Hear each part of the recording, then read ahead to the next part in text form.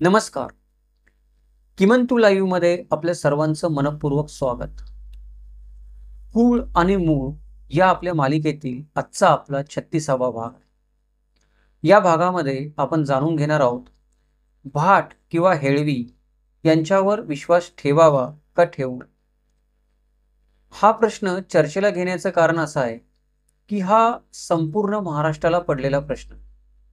आपल्यापैकी ज्या मित्रांना इतिहासामध्ये स्वारस्य असेल त्यांच्या हे मागच लक्षात आलं असेल की महाराष्ट्राच्या इतिहासाच्या संदर्भामध्ये जे प्रश्न प्रामुख्याने विचारले जातात किंवा सारखे सारखे विचारले जातात, ज्यांना इंग्लिशमध्ये आपण फ्रिक्वेंटली आस्क्ड क्वेश्चन म्हणतो, अशा काही प्रश्नांपैकी सर्वात वरच्या पायरीवरचा जो प्रश्न आहे तो म्हणजे भाट किंवा हेळवी यांच्यावर विश्वास ठेवावा का ठेवू.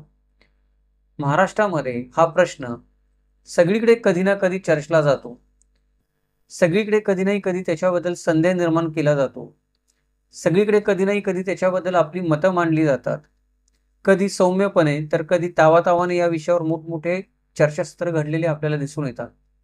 परंतु याचं तर्कशुद्ध विवेचन करण्याचा प्रयत्न कधी होताना दिसत नाही.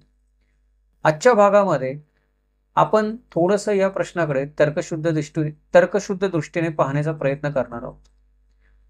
सर्वात आधी आपण हे लक्षात घेतलं पाहिजे की हा जो प्रश्न आहे हा भावनिक प्रश्न नसून विचारांचा प्रश्न आहे. तो आपण विचारांच्या पातळीवर घेतला पाहिजे, भावनेच्या पातळीवर नाही घेतला पाहिजे.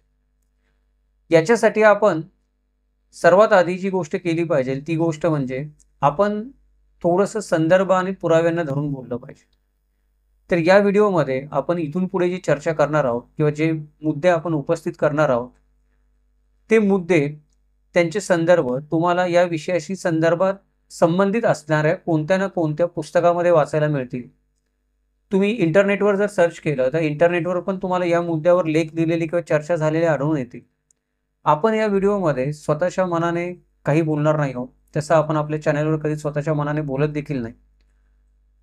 मला देखील पुष्कळ मित्रांनी हा प्रश्न विचारला होता. त्याचं कारण असं आहे की आपल्या चॅनलवर देखील आपण कुळ, गोत्र, त्यानंतर वेगवेगळे देवक आपण म्हणतो किंवा कौटुंबिक इतिहास म्हणतो, याच्या संदर्भामध्ये व्हिडिओ बनवलेले होते. त्यामुळे लोकांना असं वाटतं की मी या प्रश्नाचं उत्तर देऊ शकेल.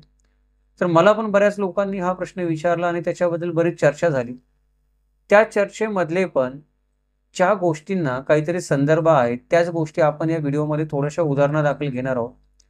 ज्या गोष्टी मला पुष्कळ मित्रांनी सांगितलेल्या आहेत परंतु त्यांचा पुराव्यानिशी काही सिद्ध करता येणार नाही, अशा गोष्टी आपण या व्हिडिओमध्ये बोलणार नाही आहोत. चला तर मग विषयाला सुरुवात करूयात आणि जाणून घेऊयात संपूर्ण महाराष्ट्राला उत्सुकता असणारा जो प्रश्न आहे, भाट आणि हेळवी यांच्यावर खरोखर विश्वास ठेवावा का ठेवू. नमस्कार, माझं नाव किमंतू ओंबळे सरकार आणि आपण पाहत आहात किमंतू लाईव्ह यूट्यूब चॅनल. या प्रश्नाच्या मुळाशी जाण्याआधी आपण एक गोष्ट आहे ती स्वीकारली पाहिजे. ती गोष्ट अशी आहे की जवळजवळ 21व्या शतकाचा उदय होईपर्यंत जर एखाद्या व्यक्तीला महाराष्ट्रामध्ये स्वतःचं मूळ शोधायचं असेल, मूळ पुरुष शोधायचा असेल, वंशावळी काढायची असेल किंवा स्वतःच्या कौटुंबिक इतिहास जाणून घ्यायचा असेल तर त्या व्यक्तीला हेळवी किंवा भाट यांच्याकडून माहिती मिळवण्याखेरीज दुसरा कोणताही पर्याय उपलब्ध नव्हता. आज जे आपण 4Gच्या जगामध्ये राहतो आणि 7Gच्या जगाकडे चाललो आहे आणि आपल्याकडे प्रचंड माहितीचा साठा उपलब्ध आहे इंटरनेटच्या स्वरूपामध्ये. आज आपण कोणती गोष्ट तपासून पाहू शकतो. तशी सोय इसवी सन आत्तापर्यंत 2000 पर्यंत देखील कुठे उपलब्ध नव्हती आणि हे 4G आल्यानंतरच खऱ्या अर्थाने मोबाईल क्रांती झाली आणि आपण ही माहिती वापरू शकतो. ही वस्तुस्थिती. त्याच्यामुळे याच्या आधी जर कोणाला ही माहिती शोधायची असेल तर भाट किंवा हेळवी हा एकच मार्ग शिल्लक होता. त्यामुळे त्यांनी जी माहिती गोळा केलेली आहे त्या माहितीच्या बळावरच आपण थोडंफार आज बोलू शकतो किंवा जे आपल्याकडे ऐतिहासिक कागदपत्र उपलब्ध आहेत त्याच्यातली माहिती आपण भाट आणि हेळवी यांच्याशी जुळून पाहू शकतो, कारण यांनी काही माहिती गोळा करून ठेवलेली आहे. त्यामुळे ही माहिती गोळा करून ठेवण्याचं, पिढ्यानुपिढ्या ही माहिती साठवण्याचं, ती खरी खोटी वेगळी, तो वेगळा विषय झाला. ही माहिती खरी का खोटी, बरी का वाईट, त्यानंतर या माहितीबद्दल जे आक्षेप घेतले जातात ते आक्षेप कुठले ते आपण पुढे बघणारच आहोत. आक्षेप आणि आरोप काय आहेत ते. परंतु या सर्वाच्या पलीकडे जाऊन आपण जे म्हणतो की माहिती गोळा करून ठेवली पिढ्यानुपिढ्या, त्याचं श्रेय आपण भाट आणि हेळवी या समाजाला दिलं पाहिजे. आपण नेहमी आरोप करतो पण श्रेय द्यायला मागे पुढे पाहतो. त्यामुळे पहिली गोष्ट ही आहे की हे श्रेय त्यांचंच आहे आणि आपण ते नाकारत नाही आहोत. फक्त हे श्रेय देतानाच आपण या गोष्टीचा विचार केला पाहिजे की अनेकदा साशंकता निर्माण होते की भाट आणि हेळवी यांची जी माहिती आहे ती खरी आहे का नाही आहे, ती खोटी आहे का नाही आहे. अनेक लोक भाट आणि हेळवींकडून वंशावळी बनवून घेतात आणि ती वंशावळी परत अजून 4 लोकांना दाखवत फिरतात आणि ही वंशावळी खरी आहे का खोटी आहे, यातली माहिती खरी आहे का नाही आहे, हे तपासण्याचा प्रयत्न करताना आपल्याला दिसतात. मग पैसे देऊन आपण भाट आणि हेळवींकडून वंशावळी बनवून घेतो आणि ती वंशावळी परत आपण जागोजाग दाखवत का फिरतो की वंशावळी खरी आहे का खोटी आहे, हा प्रश्न का विचारतो आपण. त्याला काही कारण आहेत, काही मुद्दे आहेत आणि काही आक्षेप. तर हे जे आक्षेपाचे मुद्दे आहेत आणि ही जी आरोपांची कारणं आहेत ते आपण हळूहळू एक एक करून या व्हिडिओमध्ये पाहण्याचा प्रयत्न करणार आहोत. पहिलं कारण जे आहे किंवा पहिला आक्षेप जो आहे ही साशंकता निर्माण होण्याचा, तो म्हणजे भाट आणि हेळवी लोकांची कार्यपद्धती. या कार्यपद्धतीवर अनेक लोकांनी लेख लिहिलेले आहेत किंवा जे पुस्तकं प्रकाशित झालेली माहिती देणारी, त्याच्यामध्ये पण हा मुद्दा उपस्थित केला गेलेला आहे की ही जी कार्यपद्धती आहे भाट आणि हेळवी लोकांची ती थोडीशी आपण म्हणू शकतो की संदेहास्पद आहे. संदेहास्पद आहे म्हणजे नक्की काय आहे की मला जर एखाद्याची वंशावळी सांगायची आहे किंवा वंशावळी सांगण्यासाठी मला एखाद्याकडून माहिती घ्यायची आहे तर मी सरळ विचारू शकतो. जसं आपल्याकडे सरकारी अधिकारी येतात, सर्वेसाठी माहिती विचारतात, लिहून घेतात, निघून जातात. पण भाट आणि हेळवी लोकांवर हा आरोप केला जातो की हे लोक एखाद्याकडून माहिती काढायची असेल तर त्याच्या पूर्वजांची खूप स्तुती करतात. एवढी स्तुती करतात की तो जो यजमान असतो तो लगेच हुरळून जातो. आपल्या मराठी भाषेमध्ये त्याला हरभऱ्याच्या झाडावर चढवणं म्हणतात. त्याच्यानंतर विषय असा होतो की कुठल्याही व्यक्तीला जर तुम्ही सांगितलं की तुझा पूर्वज आहे तो अमुक अमुक राजपूत राजा आहे मोठा, किंवा पौराणिक एखादा पुरुष आहे किंवा एखादी देवता आहे किंवा दक्षिणेतल्या एखाद्या साम्राज्याचा मोठा प्रसिद्ध राजा तुझा पूर्वज आहे, तर त्या माणसाला स्वतःला सिद्ध करण्यासाठी किंवा स्वतःला मोठेपणा मिळवण्यासाठी ती गोष्ट पुरेशी असते. भाट आणि हेळवी लोक नेमकं हेच करतात की समोरच्याच्या स्वभावाचा किंवा मानवी स्वभावाचा फायदा घेऊन अशा प्रकारे त्याच्याकडून माहिती मिळवण्याचा प्रयत्न करतात. हा पहिला आक्षेप त्यांच्या कार्यपद्धतीवर. दुसरी गोष्ट अशी आहे की फक्त भाट आणि हेळवी लोकांवर आक्षेप घेऊन काही उपयोग नाहीये. एखाद्याने मला हरभऱ्याच्या झाडावर चढवायचं म्हणलं तरी मी चढलो तर तो चढवेल ना मला. विषय तो आहे. आपण मराठी माणूस पण असा आहे की आपल्या मराठी माणसाला नेहमी फुशारक्या मारायला फार आवडतं. म्हणजे मी नुसतं असं म्हणू शकत नाही की मी मराठा आहे, त्याने माझं काही समाधान नाही. किंवा कोणाला नुसतं ब्राह्मण म्हणून किंवा कोणाला अजून जे कोणी असेल त्याची जात म्हणून तेवढं म्हणून भागत. ती माझी जात मोठी कशी, माझ्या जातीमध्ये मी मोठा कसा, माझं घराणं मोठं कसं, आपण ज्याला म्हणतो की वारसा माझा मोठा कसा, हे सांगायची फुशारक्या मारायची आपल्या सगळ्यांनाच सवय. त्याच्यामुळे भाट किंवा हेळवीच्या रूपाने जर असा एखादा फुशारकी मारायला गुरु मला भेटला तर तो मला पाहिजेच असतो. त्याच्यामुळे पण ही मानसिकता हेरून हे भाट किंवा हेळवी लोक आपल्या पूर्वजांची स्तुती करत असतात. आपण ही पण गोष्ट लक्षात ठेवली पाहिजे. फक्त आरोप नाही केला पाहिजे. आपल्याला जर फुशारक्या मारायला आवडलं नाही आणि मोठेपणा सांगायला आवडलं नाही तर कोणी आपल्याला हरभऱ्याच्या झाडावर चढून बसवू शकत नाही. आपल्यालाच वाटतं माझा कोणीतरी पूर्वज मोठा असावा आणि मी 4 लोकांमध्ये मला मोठेपणा मिळावा. तिसरा जो आक्षेप आहे तो तिसरा आक्षेप असा घेतला जातो या कार्यपद्धतीवर की हे जे लोक असतात भाट किंवा हेळवी, हे लोक तुमच्याकडे येतात त्यावेळेला ते तुमच्याकडूनच माहिती काढून घेतात आणि नंतर वंशावळ बनवून तुम्हाला सांगतात. आता या गोष्टीमध्ये तथ्य आहे. जर कोणी भाट किंवा हेळवी त्याच्या घरी आला असेल आणि त्याने पाहिलं असेल तर त्या माणसाला पाहिल्यानंतर आपल्याला सहज लक्षात येतं की हा भाट किंवा हेळवी जो मनुष्य असतो तो अत्यंत चतुर आणि बुद्धिमान असतो. भले त्याचं शिक्षण कमी असेल, अडाणी असेल असं समजू, त्याला काही माहित नाही, लिहिता वाचता पण येत नाही, त्याची भाषा त्याला कळते, परंतु व्यवहार ज्ञान ज्याला म्हणतात किंवा आपण ज्याला संवाद कौशल्य म्हणतात किंवा चौकस बुद्धी ज्याला म्हणतात ती त्यांच्याकडे प्रचंड असते. एखाद्या यजमानाच्या घरी गेल्यानंतर त्याची माहिती गोळा करण्यासाठी तो त्याचं घर बघेल, छोट्या मोठ्या गोष्टी बघेल, घरात किती माणसं आहेत ते बघेल, बोलताना प्रश्न हुशारीने विचारेल, त्यानंतर सगळ्या गोष्टी समजून घेण्यासाठी किंवा आपल्याला हवी ती माहिती काढण्यासाठी हळूहळू सुरुवात करून मन जिंकून तू ती माहिती काढेल आणि त्याला जी पाहिजे ती माहिती काढूनच घेईल. हे जे स्किल आहे हे स्किल त्यांच्याकडे असतंच आणि त्यांच्या व्यवसायासाठी ते गरजेचं पण आहे. जर हे स्किल नसेल तर कुठलाही भाट किंवा कुठलाही हेळवी एखाद्याच्या घरी जाऊन त्याच्याकडून माहिती काढू शकणार नाही.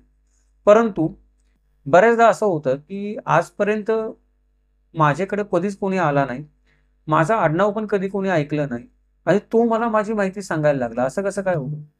माझ्या बाबतीत पण एकदा असं झालं होतं, की एक नामांकित भाट आहेत राजस्थानमधले. त्यांनी माझे व्हिडिओ बघून मला फोन केला आणि माझं आडनाव विचारलं आणि माझं आडनाव विचारल्यावर माझी जात विचारली. मी आडनाव सांगितलं, माझी जात सांगितली. त्यांना कळेच ना मी महाराष्ट्रातला आहे कुठला.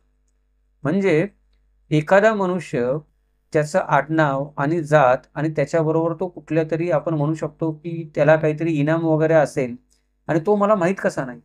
मग त्यांनी माझीच माहिती माझ्याकडून काढायला सुरुवात केली. पुरेशी माहिती माझ्याकडून त्यांना मिळाल्यानंतर मागच्या लिंक जोडून त्यांना सहज सोपं असतं. या गोष्टी हे लोक करतात आणि व्यवसायाच्या दृष्टीने पाहिलं, त्यांच्या अँगलने पाहिलं त्यात चुकीचं काही नाही. परंतु इतिहासाच्या दृष्टीने पाहिलं आपण, तर माझ्याकडून माझी माहिती कितीशी मिळणार? 2-3 पिढ्यांची मिळेल, 4-5 पिढ्यांची मिळेल. मग माझी वंशावळी मागची कोणी कसं सांगू शकेल? हेच तर खरं कसब आहे आणि म्हणूनच या कार्यपद्धतीवर काही लोक आक्षेप घेत असतात, की आपलीच माहिती काढून नंतर त्याच्यामागे काही चिकटवून आपल्यालाच हे लोक सांगत असतात. चौथा जो आक्षेप आहे, तो चौथा आक्षेप असा आहे, की हे लोक जास्त माहिती गोळा नाही करत. हे फक्त 7-8 पिढ्यांची माहिती गोळा करतात आणि नंतर थेट एखाद्या माणसाचा संबंध आहे, तो 12व्या शतकाशी जोडतात किंवा कुठल्यातरी राजघराण्याशी, कुठल्यातरी देवतेशी, कुठल्यातरी पौराणिक महापुरुषाशी संबंध जोडून टाकतात. हे तुमचं मूळ घराणं आहे आणि हा तुमचा मूळ पुरुष आहे आणि अशा माणसाचं नाव घेतात, की तो माझा मूळ पुरुष नाही असं मला म्हणवत पण नाही. की एवढा मोठा माणूस माझा मूळ पुरुष आहे आणि माझं घराणं एवढं मोठं आहे. मी त्यात एवढा वाहून जातो, की मला नाही म्हणायचं पण धाडस होत नाही. मी स्वीकारून टाकतो, की आम्ही अमुक-अमुक घराण्याचा आहे. असं 7-8 पिढ्यांची माहिती घेऊन त्याच्यावरून मागचे काही त्यांचा अभ्यास असतो. त्या अभ्यासाच्या बळावर हे लोक अशा पद्धतीने सुतावरून स्वर्ग गाठतात, असा काही मित्रांचा आक्षेप. अनेकदा असं होतं, की हे भाट आणि हेळवी लोक जे असतात, ते जे मागची माहिती सांगतात, 7-8 पिढ्यांच्या मागची, 7-8 पण लांबच झालं, 4-5 पिढ्यांची माहिती नंतरची माहिती सांगायला सुरुवात करतात. त्या 4 ते 5 पिढ्यांच्या मागची माहिती त्यांच्याकडे जी असते, ती दंतकथा, आख्यायिका, लोककथा याच्यावर अवलंबून असते. म्हणजे त्यांच्याकडे कुठलेही ऐतिहासिक ठोस पुरावे नसतात. माझा एखाद्या पूर्वजाची मी माहिती काढायला गेलो आणि ती पेशवाईच्या पलीकडे गेली, म्हणजे 1818च्या पलीकडे गेली, तर त्याच्यानंतर कुठलीतरी दंतकथा ती त्याच्याशी जोडलेली असतेच. कारण मी काही पेशवा नाहीये, मी काही छत्रपतींच्या घराण्यातून आलेलो नाहीये, मी काही मोठा राजा, सरदार नामांकित कोणी नाही. मी सामान्य शेतकऱ्याचा मुलगा आहे. तर माझ्या घराण्यामध्ये असं शेतकऱ्याच्या घरामध्ये होऊन असं काय झालेलं असणार आहे, ज्याच्यामुळे मला ग्रेट वाटेल? आयुष्यभर माझ्या आई-वडिलांनी शेती केलेली आहे, पूर्वजांनी शेती केलेली आहे, बापजाद्यांनी शेती केलेली. फार-फार तर काय त्यांनी आचाट पराक्रम केला असेल तो एवढाच आहे, की बापाची जमीन घालून जी कधी एकरांमध्ये जमीन होती, 1000 एकर, 500 एकर, ती आता मला 2 गुंठ्यावर आलेली. एवढाच पराक्रम आपला मराठा शेतकरी करू शकतो. त्याच्यामध्ये ग्रेट काय आहे?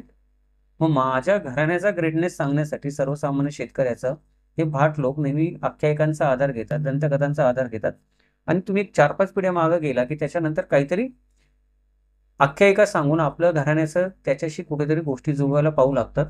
हे असे काही भाट आणि हेळवींच्या कार्यपद्धतीवर आक्षेप नेहमी घेतले जातात विचारवंतांकडून किंवा ज्यांना अनुभव आलाय ते पण लोक घेत असतात, की ते म्हणतात, की आमचं असं काही नाहीच आहे आणि हा मनुष्य आम्हाला असं का सांगतो? असे लोकांकडून आणि विचारवंतांकडून दोन्हीकडून कार्यपद्धतीवर आक्षेप घेतले जातात. आता पुढचा मुद्दा. हे भाट आणि हेळवी लोक जे आपल्याला माहिती सांगतात, त्या माहितीविषयी नेहमी संशय निर्माण होतो किंवा संशय निर्माण केला जातो किंवा संशय निर्माण व्हायला जागा राहते. तर असं का होतं? त्याची काही कारणं आपण बघू. सगळ्यात पहिली गोष्ट म्हणजे भाट किंवा हेळवी मनुष्य आपल्याला जी माहिती सांगतो, त्याच्यामध्ये आपल्याला पारदर्शकतेचा अभाव आढळतो. पारदर्शकतेचा अभाव आढळतो म्हणजे नेमकं काय होतं, की मला माझी वंशावळी जर एखाद्या भाट किंवा हेळवीने सांगितली आणि मी त्याला असं म्हणलं, की माहिती तुम्ही कुठून गोळा केली?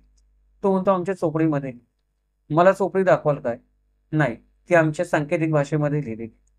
मग ठीक आहे, चोपडी नाही दाखवणार, पण काहीतरी पुरावा द्याल का नाही, की ही जी माहिती आहे, ही माहिती मी कशावरून सत्य मानू? नाही, आमच्या आई-वडिलांनी लिहिलेली. ठीक आहे, तुमच्या आई-वडिलांनी लिहिलेली ती खरी कशावरून झाली? नाही, ती तुमच्याच आई-वडिलांनी सांगितली. आता माझ्याच आई-वडिलांनी माहिती सांगितलेली असं म्हणल्यानंतर मी जर म्हणलं, की ही तुम्ही दिलेली माहिती खोटी आहे, तर माझेच आई-वडील खोटे पडतात. त्यामुळे मला काय करावं लागतं, इथे येऊन थांबायला लागतं. सारांश काय आहे, की जसं आपण एखाद्या इतिहासकाराला प्रश्न विचारला, तर तो एखाद्या पत्राचा आधार देतो. ते पत्र अस्सल कुठे आहे ते तुम्ही एखाद्या आर्काइव्हमध्ये जाऊन किंवा पुरातत्व खात्यामध्ये किंवा इतिहास मंडळामध्ये तुम्हाला ते पत्राची अस्सल कॉपी बघायला पण भेटते, की या पत्रावरून असं म्हटलंय, या पत्रामध्ये असा उल्लेख. तशी पारदर्शकता आपल्याला भाट आणि हेळवी यांच्या माहितीमध्ये किंवा कार्यपद्धतीमध्ये आढळून येत नाही. आपल्याच पूर्वजांनी सांगितलेली माहिती त्यांच्याकडे सांकेतिक भाषेमध्ये त्यांनी लिहून ठेवलेली असते, पिढ्यानुपिढ्या जतन केलेली असते आणि ते आपल्याला त्यातून माहिती काढून सांगत असतात. पण मला ती माहिती कधी बघायला मिळत नाही की ती कुठून येते. त्याच्यामुळे या माहितीबद्दल साशंकता निर्माण होते. दुसरी गोष्ट अशी आहे की उपलब्ध पुराव्यांशी ही जी माहिती आहे, ही माहिती मला ताडून पाहण्याची संधी नाही भेटत. म्हणजे माझ्या भाट किंवा हेळवीने मला सांगितलं की 12व्या शतकापासून ते 14व्या शतकापर्यंत तुमचे अमुक अमुक पूर्वज होते. आता त्याने सांगितलं, पण त्याने जे सांगितलं ते मी जे पुरावे उपलब्ध आहेत त्याच्याशी जर ताडून बघायचं म्हटलं, तर तो मला सांगतच नाही की ही माहिती त्याच्याकडून कुठून आली. माझ्या पूर्वजांनी सांगितलं हेच त्याच्याकडे एक उत्तर असतं. त्याच्यामुळे ती माहिती मी तपासून बघायची कोणाबरोबर?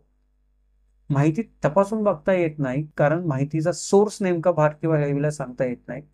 त्याच्यामुळे पण या माहितीबद्दल संशय निर्माण. तिसरा प्रश्न म्हणजे भाट किंवा हेळवी हे स्वतःमध्ये एखाद्या बाबा किंवा महाराजासारखेच असतात. म्हणजे तो जेव्हा गावामध्ये येतो किंवा घरामध्ये येतो तेव्हा त्याचा दर्जा घरामध्ये एखादा मोठा साधू पुरुष, पुण्य पुरुष, ऋषीमुनी आला अशासारखाच असतो.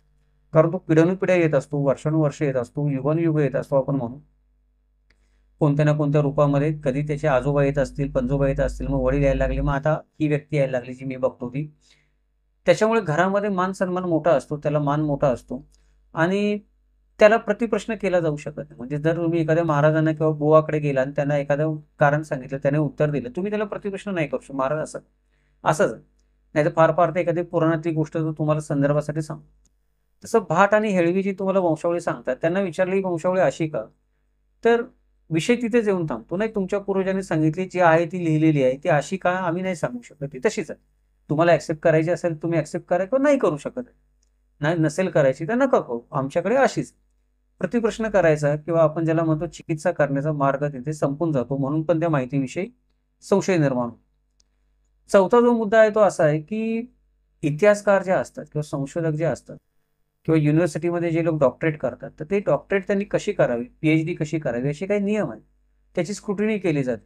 सरकारने काही नियम बनवले की याच्यामध्ये जर तुम्ही तुमचा निबंध सादर केला किंवा प्रबंध सादर केला तरच तुम्हाला डॉक्टरेट मिळेल, या नियमाच्या अंतर्गत असेल तर. एखादा संशोधक जेव्हा संशोधन करतो, नवीन माहिती शोधून घेऊन येतो, त्यावेळेला पण सरकारकडून त्याला एक प्रकारे आपण म्हणतो की मागणी असते किंवा सरकारकडून त्याला दडपण पण असतं की ती गोष्ट त्याने प्रूव्ह केली पाहिजे शास्त्रीय पद्धतीने आणि बाकीच्या विचारवंतांनी पण त्याला दुजोरा दिला पाहिजे. किंवा काही काही ठिकाणी आपण असं बघतो की मोठमोठी इतिहास संशोधक मंडळं असतात जी सरकारी असतात, म्युझियम्स असतात वेगवेगळी, त्याचं ऑडिट केलं जातं सरकारकडून की ह्या गोष्टी बरोबर आहेत का नाही, चूक आहेत का नाही. त्याच्याबद्दल समिती नेमली जाते. बऱ्याचदा एखादं नवीन पत्र सापडलं, वादाचा विषय झाला, तर विचारवंतांची समिती नेमली जाते. उदाहरणार्थ शिवछत्रपतींच्या जन्माचा वाद होता, अनेक लोकांनी त्याच्यामध्ये सहभाग घेतला, इतिहासकार होते, विचारवंत होते, सरकार होते आणि तो वाद आपण शेवटी निकालात काढला असं आपण म्हणू शकतो. काही लोक मानायला तयार नाहीत, वाद जिवंत आहे त्यांच्यासाठी ती वेगळी गोष्ट आहे. पण इथे विषय काय आहे की सरकार समिती नेमून त्याची स्क्रुटिनी करू शकतं किंवा त्याचं ऑडिट करू शकतं. तसं भाट आणि हेळवी यांचं जे दप्तर आहे त्याचं ऑडिट करण्याची कुठलीच आज व्यवस्था सरकारी ज्याला आपण म्हणू शकतो विश्वसनीय उपलब्ध नाही. ज्या गोष्टीचं ऑडिट केलं जाऊ शकत नाही ती गोष्ट विश्वसनीय कशी मानाल, हा प्रश्न काही विचारवंत उपस्थित करतात.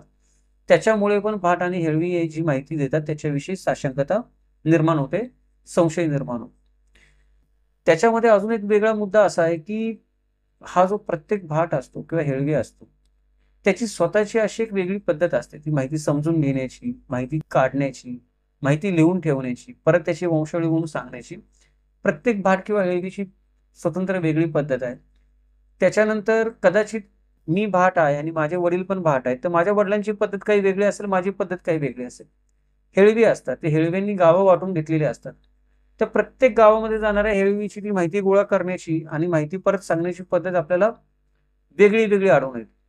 त्याच्यामुळं ही कुठली पद्धत खरी मानायची हे मोजण्याची इथे कुठली उत्पत्ती उपलब्ध नाहीये किंवा आपण कुठले साधन उपलब्ध नाहीये किंवा कुठले आपण ज्याला मानक म्हणतो त्या मानकावर जर माहिती खरी उतरली तर माहिती खरी मानली जाईल अशी कुठली व्यवस्था अजूनही उपलब्ध नाहीये. त्याच्यामुळे पण भाट आणि हेळवी जी माहिती देतात तिच्याकडे नेहमी संशयाने पाहिलं जातं. सहावा आणि सगळ्यात महत्वाचा मुद्दा म्हणजे प्रत्येक भाट आणि हेळवीची स्वतःची अशी एक सांकेतिक भाषा असते. म्हणजे उद्या जरी कुणी मला म्हटलं की मी एखाद्या भाट आणि हेळवीचं दप्तर जाऊन बघतो की सरकारने मला आदेश दिला आणि माझ्याकडे अधिकार आहेत, मी ते दप्तर उघडून बघू शकतो जाऊन, तरी त्याच्यामध्ये लिहून ठेवलेली भाषा जी आहे ती त्यांनी सांकेतिक भाषेमध्ये लिहिली असते. उदाहरणार्थ भाट लोकांची नंद नावाची एक सांकेतिक भाषा. हेळवी लोक जे आहेत त्यांना मराठी लिहिता वाचता भले येऊ नये त्यांचं शिक्षण न झाल्यामुळे, पण त्यांना मोडीमध्ये चांगलं लिहिता वाचता येतं. आणि ती मोडी पण त्यांनी जी लिहिलेली असते ती बऱ्याचदा सांकेतिक स्वरूपामध्ये असते, की तुम्हाला आम्हाला कळेलच असं नाही. मोडीची पण जे वेगळे वेगळे व्हर्जन्स आहेत, त्या वेगवेगळ्या व्हर्जन्समध्ये हेळवी लोकांनी लिहिलेली मोडी एक वेगळं व्हर्जन आहे, आपण लक्षात घेतलं पाहिजे. इतक्या सहजासहजी त्या गोष्टी त्याच्यामध्ये आपल्याला त्रयस्थ माणसाला पटकन जाऊन शोध घेऊन उलगडत नाही. ते एक प्रकारे कोडं सोडवण्यासारखंच असतं. त्याच्यामुळे ही माहिती जी आहे ती माहिती क्रिप्टिक आहे. क्रिप्टिक म्हणजे काही कोडेड माहिती आहे, ती कुठल्यातरी कोडमध्ये लिहिलेली आहे त्यांच्याकडे. त्याच्यामुळे पण काय होतं, की या माहितीविषयी संशय निर्माण होतो. एखाद्याला सहज एखादी माहिती वाचण्यासाठी उपलब्ध असेल, ती माहितीवर चर्चा केली जाऊ शकत असेल, अनेक लोक ती माहिती बोलत असतील, ती माहितीबद्दल पारदर्शकता राहते, विश्वसनीयता निर्माण होते. पण ही माहिती एकतर मिळतच नाही, दाखवतच नाही कोणी. सक्ती केली जरी मिळाली तरी पण सांकेतिक भाषेमध्ये आहे. तर मग ती माहिती खरी कशी मानावी, असा काही विचारवंत आपल्याला मुद्दा मांडताना दिसून येतात. हे झालं माहितीविषयी. अजून एक महत्त्वाचा जो माहितीविषयीचा संशय असतो त्याच्याबद्दल आपण बोलू. अजून एक महत्त्वाचा जो मुद्दा उपस्थित केला जातो तो मुद्दा असा आहे, की भाट आणि हेळवी जी माहिती देतात ती बऱ्याच ठिकाणी आपल्याला विसंगत आढळून येते. ती उपलब्ध जी अनेक संसाधनं आहेत किंवा उपलब्ध ज्या नवीन विज्ञानाने केलेल्या पद्धती आहेत आज आपल्याला माहिती शोधण्यासाठी किंवा तपासून पाहण्यासाठी, त्यांच्याशी भाट आणि हेळवी यांनी दिलेली माहिती कधीही जुळत नाही, असा काही विचारवंतांचा आक्षेप असतो. तर त्यांचे काही मुद्दे ते आपण बघूयात. पहिला मुद्दा हा आहे, की भाट आणि हेळवी मला जो माझा पूर्वज सांगतो त्याच्याशी माझं नातं जुळत नाही. उदाहरणार्थ, भाट आणि हेळवीची माहिती शरीरशास्त्राशी किंवा जनुकशास्त्राशी जुळत नाही. याचा अर्थ काय होतो? एखादा भाट माझ्याकडे येतो आणि तो मला म्हणतो, की तुम्ही राजपूत आहात. तुमचे पूर्वज राजपूत होते. तुमचा अमुक अमुक राजपूत मोठ्या घराण्याशी संबंध होतो. मग मी माझ्याकडे वळून बघतो. एखाद्या राजपूत राजाची किंवा राजपूत घराण्याची किंवा राजपूत माणसाची अंगकाठी कशी असते, त्याचा रंग कसा असतो, त्याचं बोलणं चालणं कसं असतं, त्याची पर्सनॅलिटी कशी असते, व्यक्तिमत्व कसं असतं, एखादा राजपूत योद्धा आपण डोळ्यासमोर आणतो आणि मी माझ्याकडे बघतो. मला कुठूनही त्या गोष्टी माझ्या शरीरयष्टीशी जुळताना दिसत नाही. कदाचित असं होऊ शकतं, की माझे जर कपडे काढले तर माझ्या 4 बरकाड्या दिसतील, त्या मला मोजता येतील आणि मी राजपूत आहे. कुठलाही राजपूत माणूस तुम्हाला जो आपण जो म्हणतो, की राणा प्रतापाची जर राणा प्रताप आहे, तर राणा प्रतापांची जर आपण शरीरयष्टी बघितली, तर शरीरयष्टी आपल्याला भक्कम दिसते. तर हे काय झालं, की शरीरयष्टी जुळत नाही. म्हणजे एखाद्या तुम्ही दक्षिणेकडच्या माणसाला किंवा बऱ्याचदा असं होतं, की एखादा भाट येतो, तो महाराष्ट्रातल्या तळागाळात गावामध्ये फिरतो. 12 मावळामध्ये पण भाट फिरतात. मला माझे भरपूर मित्र आहेत, त्यांनी त्यांच्याबद्दल माहिती सांगितलेली आहे. हे गावोगाव जातात आणि गावागावातल्या लोकांना सांगतात, की तुम्ही राजपूत आहे. अरे पण तो कातकरी दिसतोय, तो आदिवासी दिसतोय, तो भिल्ल वाटतोय, तो राजपूत कुठून होईल? मग हा विषय म्हणजे मराठा असणं तर लांबचीच गोष्ट आहे. पण त्याला पण तुम्ही राजपूत म्हणायला लागला, तर मग त्याच माणसाला साशंकता निर्माण होते. त्या खोटं तर बोलत नाही. दुसरी गोष्ट अशी आहे, की आजही आपल्याला डीएनएच्या साहाय्याने आपल्याला वंश ठरवता येतो. म्हणजे जर तुम्ही डीएनए चाचण्या केल्या तर सहज कळू शकतं, की तुम्ही राजपूत आहात का, तुम्ही आंध्र आहात का, तुम्ही जाट आहात, आपण ज्याला हरियाणवी म्हणतो, काश्मीरी आहात का, तुम्ही द्रविड आहात. ह्या गोष्टी आपण ठरवू शकतो. म्हणजे जर एखाद्याने जरी खोटी माहिती सांगायची म्हणली तरी ती खोटी माहिती चा खोटेपणा उघड केला जाऊ शकतो. आज आपल्याकडे विज्ञान उपलब्ध आहे. तरी काही लोक रेटून या गोष्टी सांगत असतात, की जाता येता प्रत्येकालाच तुम्ही राजपूत आहे म्हणून सांगत असतात. भले मराठा समाजामध्ये काही राजपूत घराणे असतील, नाही असं नाही. आपण मागे पण म्हणलो, की मराठा समाज आहे तो एक मिश्र राजवंशांनी मिळून बनलेला आहे. मिश्र क्षत्रिय वंशांनी मिळून बनलेला आहे. त्यात नक्कीच काही राजपूत असणार आहेत. पण सगळ्यांवरच राजपुताचा शिक्का मारत बसलो आपण, तर मग गडबड होते. ही जी माहिती आहे ही संसाधनाशी जुळत नाही. त्याच्यावरही बऱ्याच लोकांचा महाराष्ट्रामध्ये आक्षेप आहे. दुसरी गोष्ट आहे, की भाट आणि हेळवींची माहिती अस्सल ऐतिहासिक संसाधनांशी जुळत नाही. म्हणजे मराठा इतिहासाची माहिती देणारी जी अस्सल संसाधन आहेत, त्याच्यामध्ये जी व्यक्तींची नावं आढळतात, ती व्यक्तींची नावं म्हणजे माझा इतिहास आहे. समजा मला काहीतरी जमीन इनाम मिळाली, माझ्या पूर्वजांनी कुठलीतरी लढाई केलेली आहे, माझे पूर्वज कुठल्यातरी पदावर होते, तर माझी त्या लढायांमध्ये लिहिलेली माझ्या कुटुंबाची माहिती आणि भाट हेळवी जी सांगतोय ती माहिती, तिच्यामध्ये बऱ्याचदा विरोधाभास निर्माण होतो. इथे समस्या अशी आहे, की मुळामध्ये मराठा इतिहासाची माहिती देणारी अस्सल संसाधनच कमी आहेत. जी आहेत ती पण त्याच्यामध्ये त्रोटक माहिती आहे, काही गाळलेली माहिती आहे, पानं फाटलेली आहेत. त्याच्यामध्ये पण जी नावं लिहिलेली आहेत, ती नावं अर्धवट आहेत. त्यांचा प्रत्येक वेळा जर तुम्ही बघितलेला असेल, की एखाद्या इतिहासकाराने एखादं पुस्तक लिहिलं असेल, एखाद्या संसाधनाचा अभ्यास करून, तर त्यातल्या नावांचा अर्थ लागत नाही. हा मनुष्य कोण आहे? शिवाचा सरदार हनुमंतराव आहे, असं कुठेतरी लिहिलेलं आहे, असं गृहीत धरू आपण. तर हनुमंतराव नेमका कोण आहे? तो निंबाळकर आहे का, घाटगे आहे का, भोसले आहे का, कोण आहे? कळायला मार्ग नाही का, अजून कोणी आहे? कुठून आला हनुमंतराव 5,000 सैन्य घेऊन औरंगजेबाशी लढायला? तर त्याच्या भोवती आपल्याला नेहमी प्रश्नचिन्ह मारलेलं दिसतं. म्हणजे ऐतिहासिक अस्सल संशोधनांमध्ये सुद्धा कित्येक लोकांची ओळख पटू शकत नाही. तर भाट आणि हेळवी यांनी जी नावं सांगितली ती त्याच्याशी तपासून बघितली तर कुठून जुळत? बहुतेक वेळेला जुळत नाहीत असा अभ्यासकांचा दावा आहे. पुढचा जो मुद्दा आहे तो म्हणजे की हे भाट आणि हेळवी लोक असतात ते 12व्या शतकापासून वंशावळ सांगतात किंवा 20-25 मागच्या पिढ्यांची माहिती सांगतात.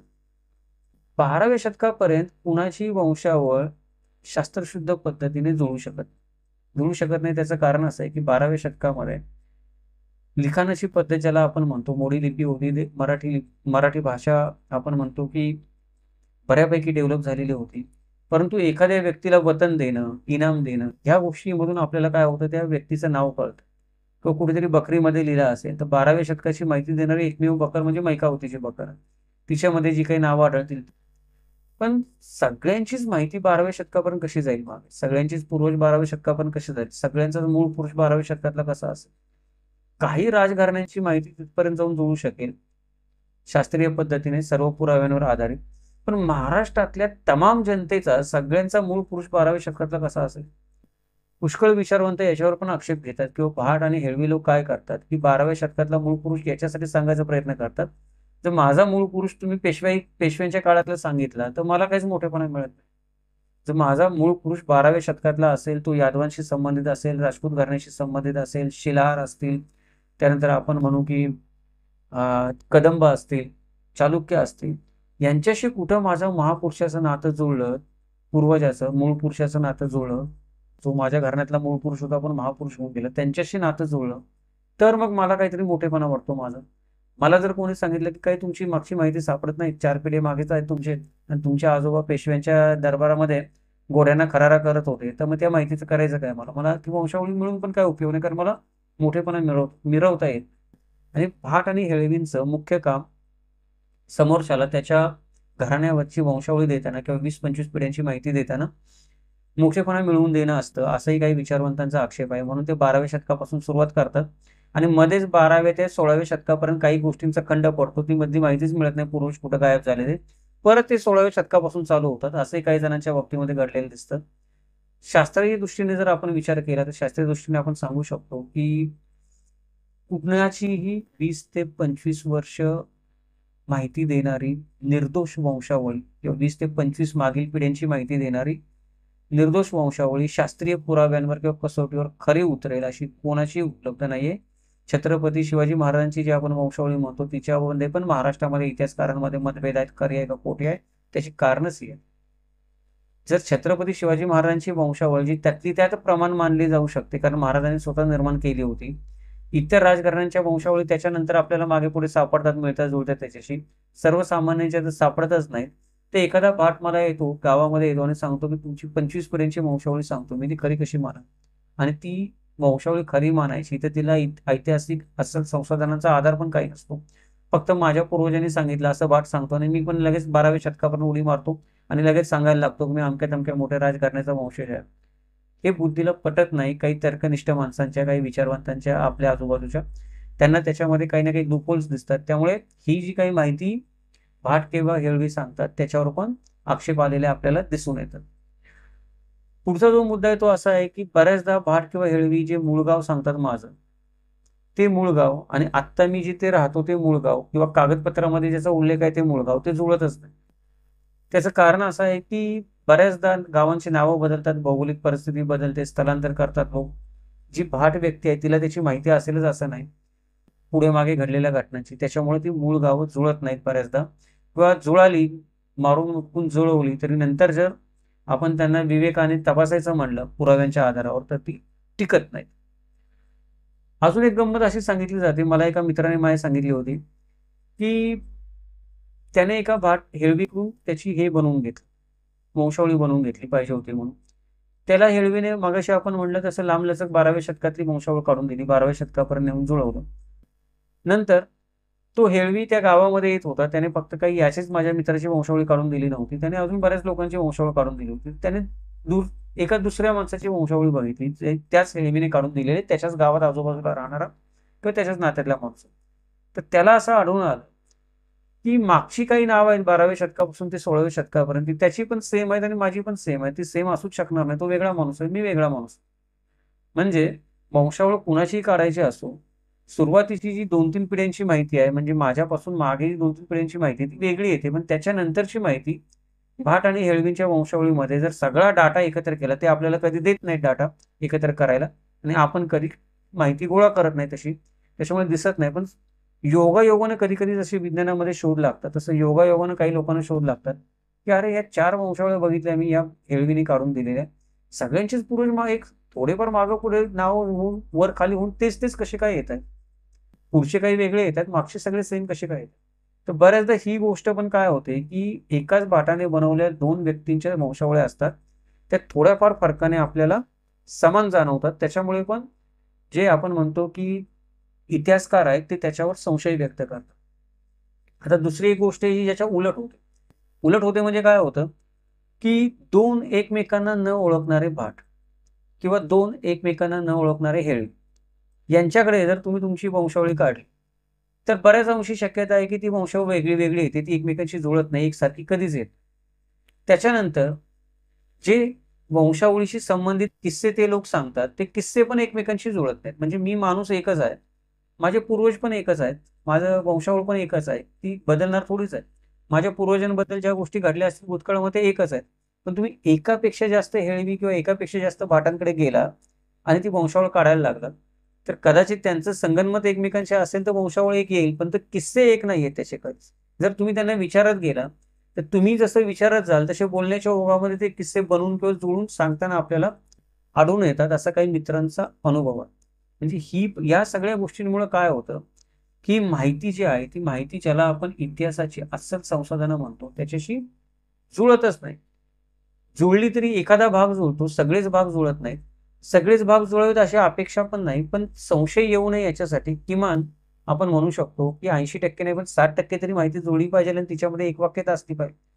ती तशी आहे एकवाक्यता किंवा माहिती जुळते आहे असा बऱ्याच मोठ्या वर्गाचा अनुभव नाहीये. त्याच्यामुळे या माहितीबद्दल काय होते, साशंकता निर्माण होते. आता पुढचा मुद्दा. काही मित्र काय करतात, की या भाट आणि हेळवी ज्या असतील, त्या भाट आणि हेळवी यांच्या माहितीमधील काही उणिवा आपल्याला सांगत असतात, की याच्यामध्ये काय उणिवा जाणवतात. कदाचित त्यांना त्यांच्या अनुभवाने जाणवलेल्या असतील किंवा अभ्यासाने जाणवलेल्या असतील.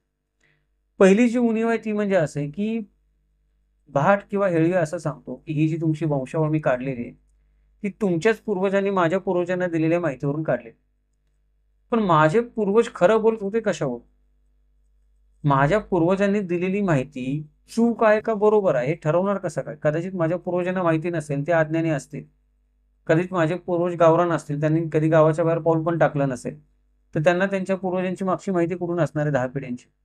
विषय तो आहे. किंवा काही-काही वेळेला एखादा माणूस लबाड असतो, काहीतरी लबाडी करेल किंवा एखादा माणूस अज्ञानी असतो, काहीतरी म्हणाले ते बोलून जाईल. मग ही माहिती चूक किंवा बरोबर कसं समजायचं? म्हणजे इथे आपण भाट किंवा हेळीवर संशय नाही घेत आहे. त्याच्यावर संशय घ्यायचं काहीच कारण नाही. त्याच्या पूर्वजांना आपल्या पूर्वजांनी सांगितलं तर तो आपल्याला सांगतोय. पण हे चूक किंवा बरोबर कसं मानायचं? त्याच्याकडे काही उत्तर नसतं या गोष्टीचं. त्याच्यामुळे पण काय होतं, की एक उणीव आहे भाट आणि हेळवींकडून जी माहिती मिळते त्यातली, की तो हे सिद्ध नाही करू शकत, की त्याने जी माहिती गोळा केली आहे ती चूकच आहे किंवा बरोबरच आहे. दुसरा मुद्दा असा आहे, की बऱ्याचदा अशी उदाहरणं आपल्याला आजूबाजूला आढळून येतात, की भाट आणि हेळवी लोकांनी लाच घेऊन किंवा पैसे घेऊन चुकीची माहिती नोंदवली. तर चुकीची माहिती नोंदवल्याची त्यांनी शक्यता नाकारता येते. त्याचं एक उदाहरण सांगतो. बऱ्याचदा असं आढळतं, की आपल्याकडे मराठा शब्दाला मोठी प्रतिष्ठा आहे. त्यामुळे ज्याला कोणाला असं वाटतंय, की मी मराठा व्हावं, माझी जात मराठा असावी, माझ्या पूर्वजांनी रणांगणावर शौर्य गाजवलेलं असावं, माझं कुठल्यातरी राजघराण्याशी नातं जोडावं, मग मला डोक्याला फेटा बांधता येतो, मग मला मिरवणुका काढता येतात, पालख्या फिरवता येतात, कुठल्यातरी माझ्या पूर्वजांच्या नावाने ट्रस्ट काढता येतो आणि मोठेपणा मिळवता येतो. बऱ्याच लोकांना या गोष्टी करता येत नाहीत, कारण त्यांच्याकडे तो इतिहासाचा मागचा आधार नसतो. त्यामुळे कित्येक लोक मराठा नसताना स्वतःला मराठा सिद्ध करायच्या मागे लागलेले असतात किंवा जे मराठा आहेत ते स्वतःचा संदर्भ कुठल्यातरी राजपूत घराण्याशी, यादव घराण्याशी, कुठल्यातरी दक्षिणेतल्या मोठ्या वंशाशी जुळवण्याचा प्रयत्न करत असतात. त्यांना पुरावा म्हणून किंवा त्यांना हा दाखला देणारा कोण असतो? कोणीतरी भाट किंवा हेळवी असतो. कारण कोणी इतिहासकार तर असा दाखला देणार नाही. इतिहासकाराला पुरावा पाहिजे कागद म्हणून. तो दिसला नाही तर तो बोलणार नाही. मग दाखला मिळणार कुठून मला? जर मला पाहिजे असेल मोठेपणाचा माझा दाखला तर? भाट किंवा हेळवींकडून. कित्येक लोकांनी अशा पद्धतीने स्वतःची जात बदललेली, एका जातीतून दुसऱ्या जातीमध्ये उडी मारलेली किंवा स्वतःच्या जातीमध्ये पण मागच्या 10 वर्षापर्यंत, म्हणजे आज महाराष्ट्राचा आपण पकडू 2000 वर्षाचा इतिहास आहे. त्यात शेवटच्या 10 वर्षापर्यंत त्याला माहीतच नव्हतं की तो कुठल्या गावचा आहे, त्याचे पूर्वज काय. आज कुठल्यातरी मोठ्या राजपूत वंशाचा बॅनर स्वतःच्या पाठीमागे लावून तो अचानक हारतुरे घालून मिरवायला लागतो. त्याच्या आजूबाजूच्या लोकांना ते माहीत असतं. मला पण काही लोक माहीत आहेत, कारण हे लोक स्वतःच त्यांची माहिती मला सांगत असतात आणि विचारत असतात. त्यातले विरोधाभास आपल्याला दिसतात. महाराष्ट्रामध्ये पण माझं फिरणं होतं, त्यामुळे आजूबाजूचे लोक पण सांगतात, अहो तो अमका तमका आहे ना, तर 10 वर्षापूर्वी त्याचं काही नव्हतं, अचानकच तो आता असं करायला लागले. मग तो असं करायला लागला, त्याला बळ कोणी दिलं? तर तो कुठली तरी वंशावळ आणतो, कुठल्या तरी भाटाचा नाही तर कुठल्या तरी हेळवीचा दाखला आणतो. त्याच्यामुळं जे लोक म्हणतात की पैसे घेऊन दाखले दिले जातात, असा संशय घ्यायला जागा निर्माण होते. आणि जे भाट किंवा हेळवी बिचारे प्रामाणिकपणे करत असतील पिढ्यानुपिढ्या, त्यांच्यावर पण लोक संशय घ्यायला लागतात. तर ही पण काय आहे, ही एक मोठी उणीव आहे. दुसरी गोष्ट अशी आहे की भाट किंवा हेळवी काय करतात, की जी समोरचा सांगतो ती माहिती लिहून घे. आता समोरच्या माणसाने जर काही त्याच्यामध्ये चलाकी किंवा लबाडी करायची म्हटली, उदाहरणार्थ असं आहे की मला असं दाखवायचं आहे की मीच खरा वारस आहे माझ्या घराण्यास. आता मी सिद्ध कसा करू? मला असं दाखवायचं की माझा भाऊ खरा वारस नाही, मीच वारस आहे. आता मला माहिती भाट किंवा हेळवी माझ्याकडे येतो, माझ्या भावाला काही माहितीच नाही, तो अडाणी का तू लांब कुठेतरी. तर मी भाटाकडे किंवा हेळव्याकडे मी माहिती देतो आणि मी मला वारस म्हणून लावून घेतो. भले त्याला माझ्या आयुष्यात, मला माहित असतं माझ्या आयुष्यात काही याने उपयोग नाही मला, कारण सगळ्यांना माहिती आहे मी वारस नाही, हा म्हणून मनुष्य माझा भाऊ वारस आहे. परंतु येणाऱ्या 2 पिढ्यांना काय माहिती आहे कोण वारस. जेव्हा ही भाट आणि हेळवींकडची माहिती 100-200 वर्षानंतर पुरावा म्हणून वापरली जाते, तेव्हा मीच वारस लागतो, मीच वारस दिसतो त्या माहितीमध्ये, तो दिसत नाही. मग अशा प्रकारे वैमनस्यातून किंवा लबाडी करण्यासाठी पण चुकीची माहिती दिली किंवा लिहिली जाऊ शकते. ही भाट आणि हेळवी यांच्या कार्यपद्धतीमधली एक उणीव आहे. भाट आणि हेळवी यांच्यातली उणीव आहे असं नाही म्हणत आपण, कार्यपद्धतीमधली उणीव आहे, की ही जी व्यवस्था चालते त्या व्यवस्थेमधली उणीव आहे. अजून एक दुसरी गोष्ट म्हणजे की जी मोठ्या प्रमाणावर आडनावांवर किंवा तुमच्या वंशावर प्रभाव पाडते, ती म्हणजे मोठमोठी आसमानी संकट येतात, सुलतानी संकट येतात. आता आसमानी संकट म्हणजे काय? महापूर येतात, मोठा आपण म्हणतो की दुष्काळ पडतो, अजून काहीतरी कारण होतं ज्याच्यामुळे वाताहत होते समाजाची, पूर्ण गावं उजाड होतात, बसतात, नवीन ठिकाणी लोक जातात. पण त्यांचा मागमूस कसा लावायचा? असा जर काही आसमानी संकटामुळे खंड पडलेला असेल माहितीमध्ये, ती आपल्याला भाट आणि हेळवींच्या माहितीमध्ये आढळून येत नाही. तो सांधा आपण जुळवू शकत नाही. त्याचबरोबर जर एखाद्या ठिकाणी आपण बघतो की मुरार जगदेव आला आणि त्याने शहाजीराजांवर सूड उगवण्यासाठी पुण्याची पूर्ण बर्बादी करून टाकली, गाढवाचा नांगर फिरवला, लोक पळून गेले, लांडगे येऊन राहायला लागले तिथं, अशी अवस्था आली. आता लोक पळून गेले तर कुळाचार थांबले, लोकांची माहिती थांबली, नंतर जे लोक आले ते नव्याने लोक आले, जुने लोक कुठे गेले माहित नाही. अशी जी काही सुलतानी संकट येतात, म्हणजे राजाची मर्जी फिरल्याने संकट येतात, बर्बादी होते त्याच्यामुळे पण काय होतं की खंड पडतो माहितीमध्ये. एखादा भाट किंवा हेळवी तुमच्याकडे वर्षानुवर्षे येत असेल, पुढची 20-25 वर्ष संबंधच येत नाही, मग मधल्या काळामध्ये झालं काय? किंवा 2 पिढ्या संबंधच येत नाही, 3 पिढ्या संबंधच येत नाही, तर मधल्या माहितीचं करायचं काय? मग अशी काही संकट आली असतील किंवा अशी काही परिस्थिती उद्भवलेली असेल, तर त्याची माहिती आपल्याला भाट किंवा हेळवींकडे मिळत नाही शक्यतो. मिळाली तरी ती पुरेशी नसते आपल्याला पुराव्याने सिद्ध करण्यासाठी. ही एक त्यातली अजून एक महत्वाची उणीव आहे. पुढची एक उणीव अशी आहे की बऱ्याचदा माझ्या पूर्वजांचं जे नाव असतं किंवा माझ्या पूर्वजांची माहिती असते, ती मला मिळते कशामुळे? वेगवेगळ्या युद्धामधून मिळते, लढायांमधून मिळते, वेगवेगळ्या घटना घडतात, तह घडतात आणि वेगवेगळे महजर लिहिले जातात, त्याच्यामधून मिळते. पण ह्या ज्या घटना घडतात, या घटनांच्या तारखा कुठे आपल्याला भाट आणि हेळवींकडे प्रत्यक्ष मिळत नाहीत.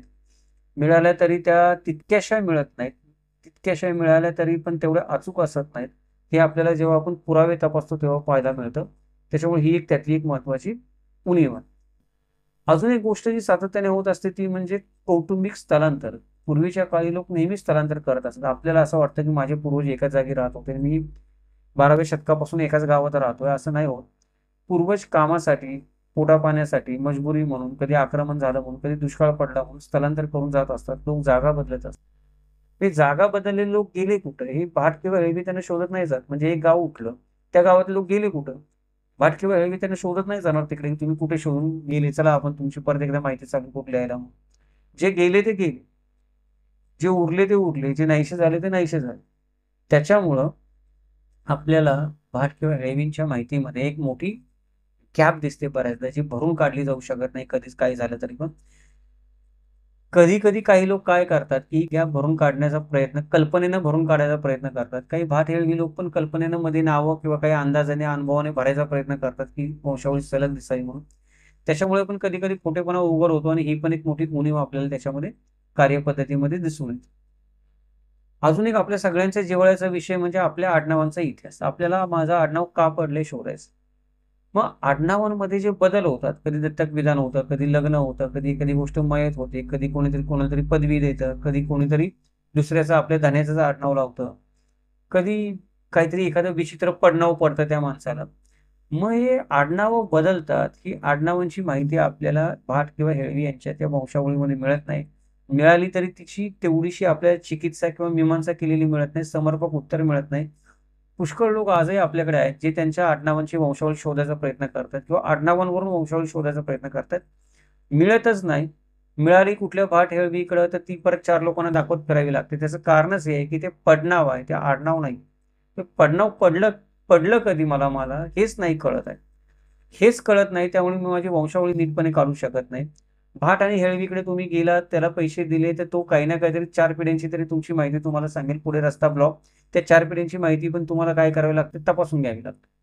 हा एक काय आहे की मोठा मुद्दा आहे याच्यामध्ये. आपण ज्याला म्हणतो की चर्चेचा मुद्दा आहे. हा विरोधाचा मुद्दा आहे आणि ही पण एक भाट आणि हेळवीच्या माहितीतली उणीव आहे. या काय झाल्या की लोक ज्या उणीवा दर्शवतात किंवा लोकांना ज्या उणीवा वाटतात भाट आणि हेळवी यांच्या माहितीतल्या, त्या आहेत. पुढचा मुद्दा असा आहे की भाट आणि हेळवीच्या माहितीमध्ये अनेक विरोधाभास आढळतात. म्हणजे विरोधाभासाची कारणं काय? हे जे विरोधाभास आढळतात त्याच्यामुळे पण काय होते, विश्वसनीयता भाट आणि हेळवींची कमी होते. मगाशी आपण ज्या उणीवा बघितल्या त्याच्यामुळे पण कमी होते.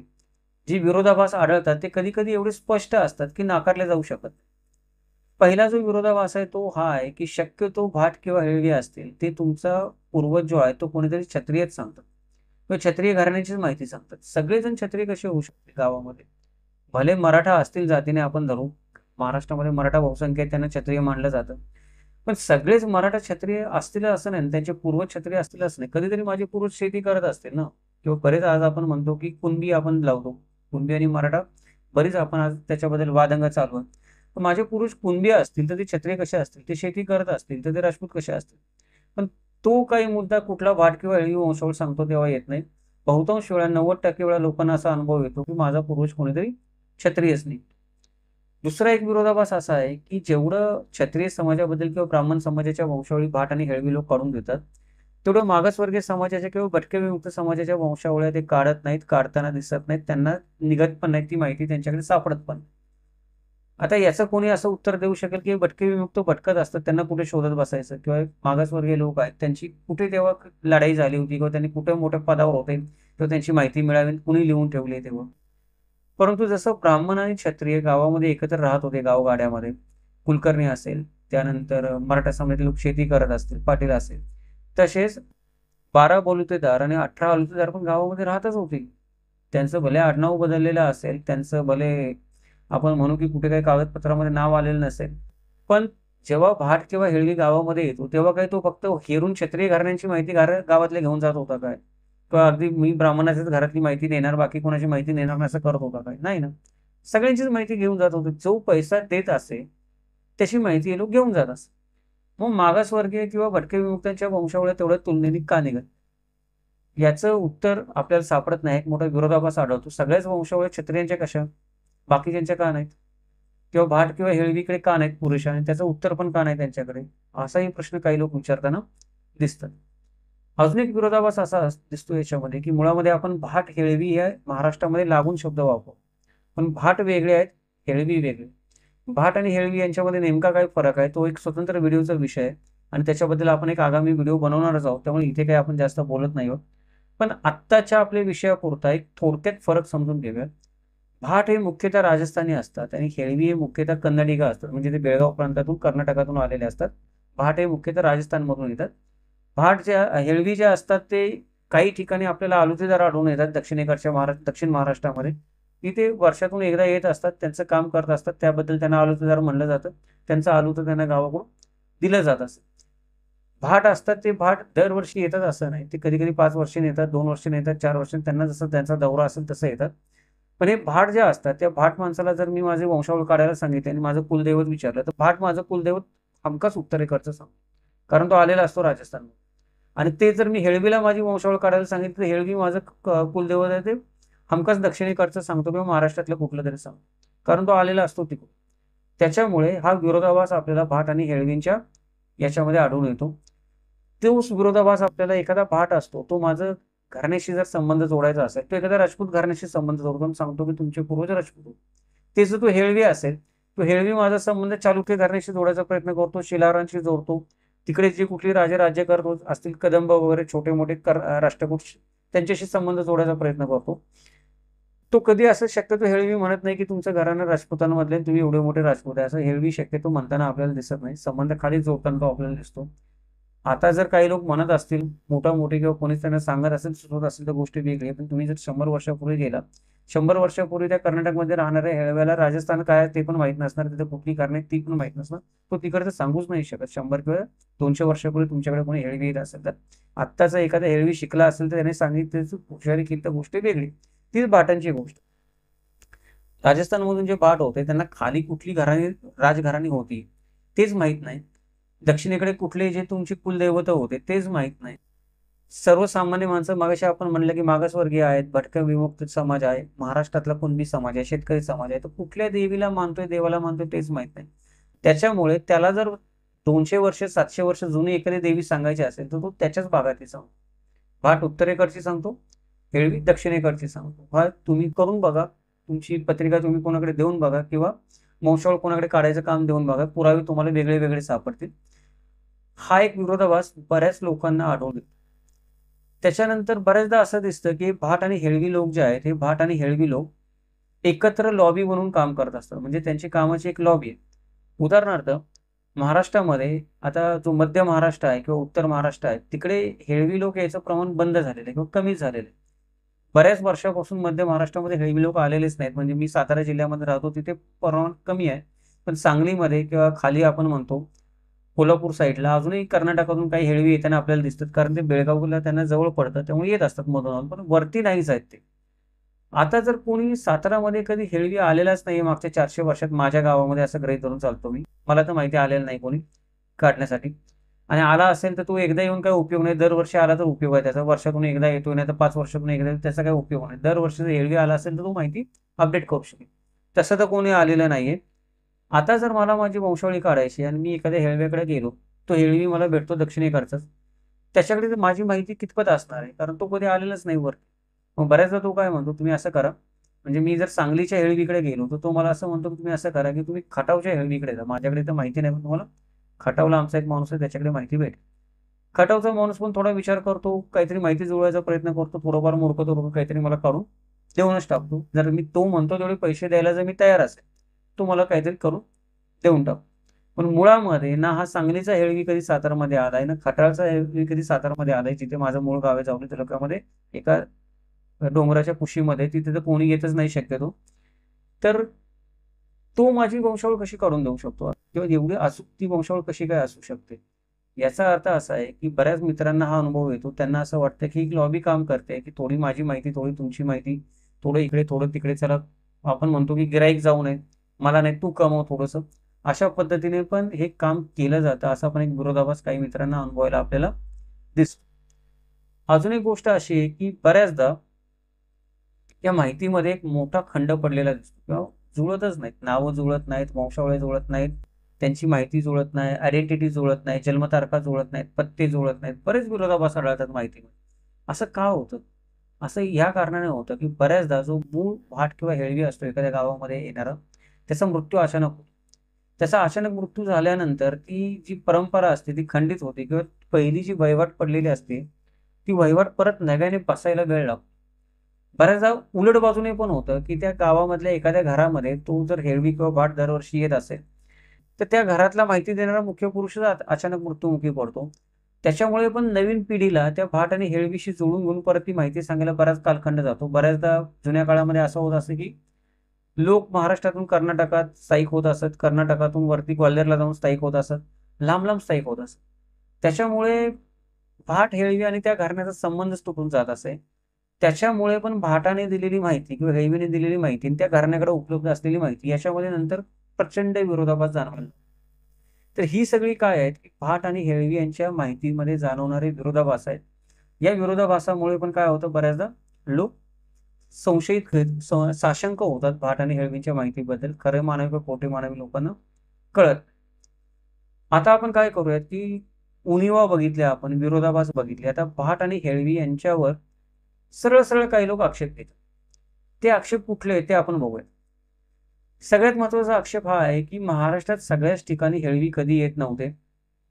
पहाटही आत्तापर्यंत कधी येत नव्हते किंवा येत असतील तरी ते शहरापुरतेच मर्यादित होते किंवा मोठमोठ्या राजघराण्यांकडेच जात होते. ते गावामध्ये तळागाळामध्ये कधीच गेले नाहीत. देशमुख, देशपांडे, पाटील, कुलकर्णी त्याच्या पुढे जाऊन सर्वसामान्य कुणबी मिरासदार आहेत त्याच्यापर्यंत हे लोक कधी पोहोचलेच नाही. आणि आज हे लोक या सगळ्यांच्या वंशावळ्या कशा काय सांगतात, हा एक आक्षेप घेतला जातो.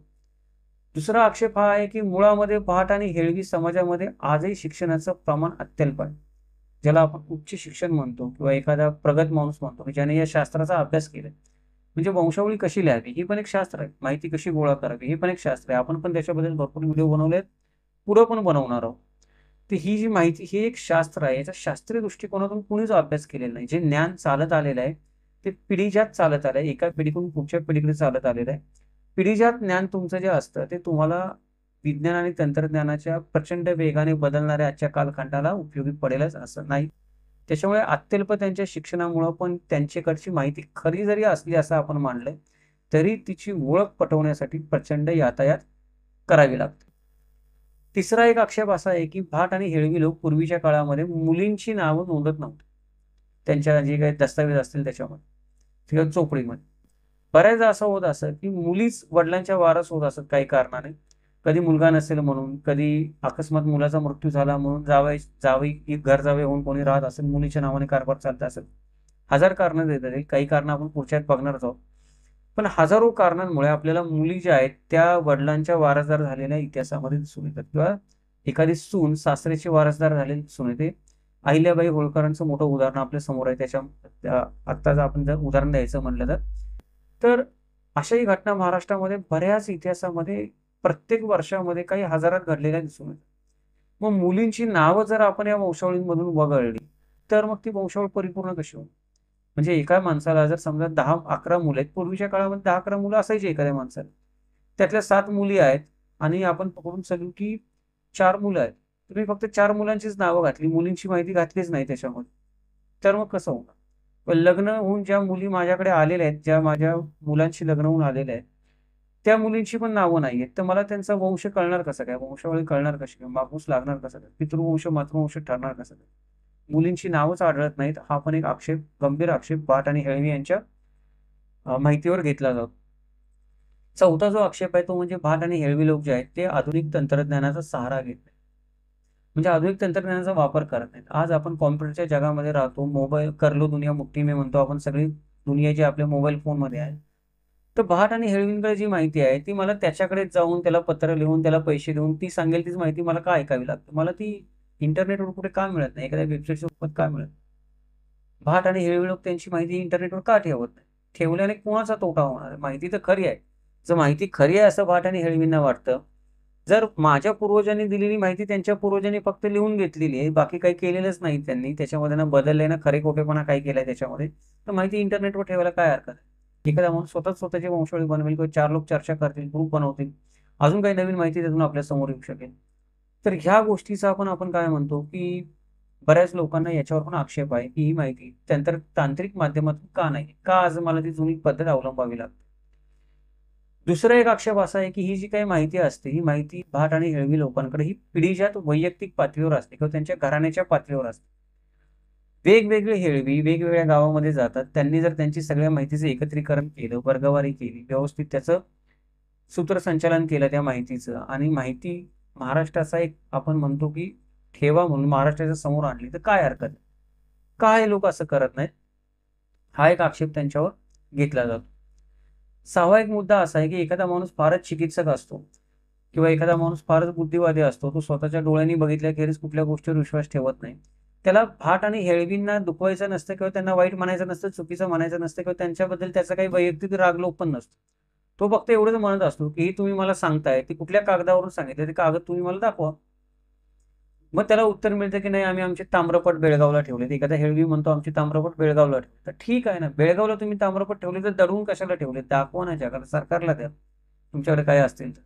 तुमची कागदपत्र पुढे तुम्ही बेळगावला ठेवले असतील, चोपड्या वगैरे जुन्या कुठल्या असतील, दाखवा माणसाला. इंटरनेटवर टाकलेलं इंटरनेटवर टाका.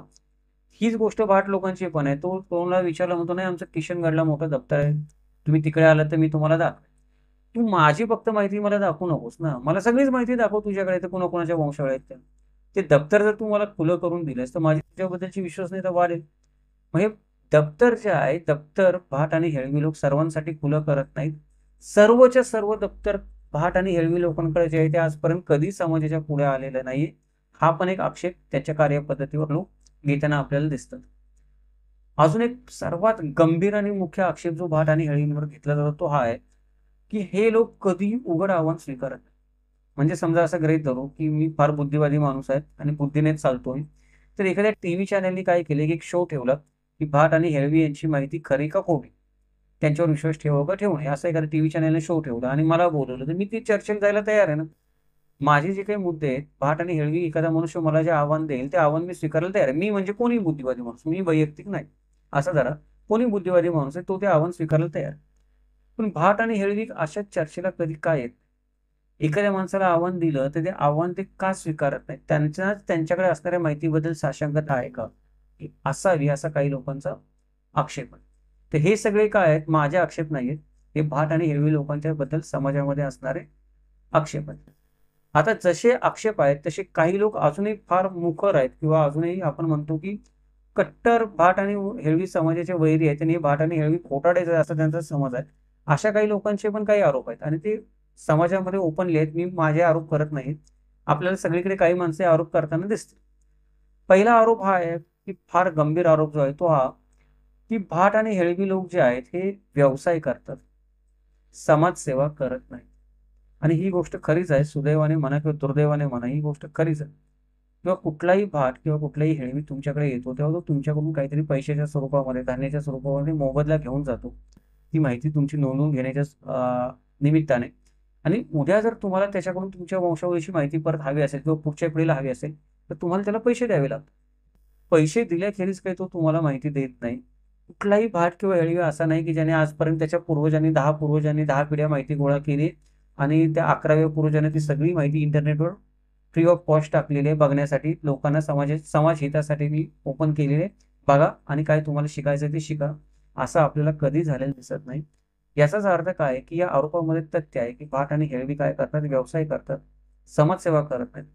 ज्या अर्थी ते व्यवसाय करतात त्या अर्थी व्यवसाय करताना येणाऱ्या ज्या काही आपण म्हणतो की थोड्याफार ऍडजस्टमेंट कराव्या लागतात किंवा थोडीफार खबरदारी घ्यावी लागते.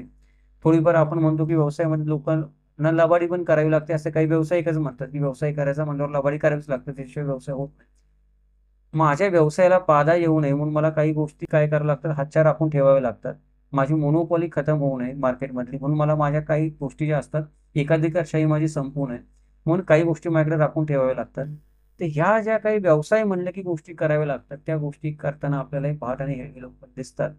त्याच्यामुळे पण त्यांची माहिती खरी का मानावी? जर हा व्यावसायिक माणूस आहे आणि त्याच्यामध्ये पण तो त्याचं कुठलंच दप्तर मला दाखवत नाही, कागदपत्र दाखवत नाही, माहिती खरी का खोटी ते सांगण्याची जबाबदारी पण घेत नाही, तर मग ती माहिती खरी का मानावी असा आरोप करणाऱ्यांचा दावा आहे. त्याच्यानंतर अजून एक आरोप असा केला जातो की भाट आणि हेळवी लोक त्यांचं व्यावसायिक हित ध्यानात ठेवून बोलत असतात.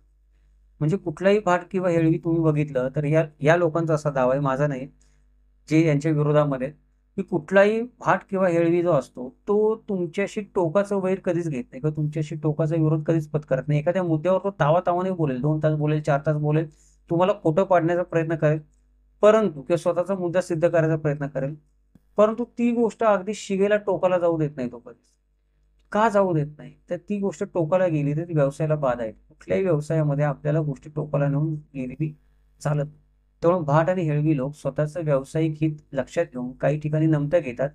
त्यांच्या या नमतं घेण्यामुळे काही ठिकाणी माहिती असते, ती माहिती पण कॉम्प्रोमाइज होऊ शकते किंवा केली जाते असा पण काही लोकांचा सरळ सरळ आरोप आहे.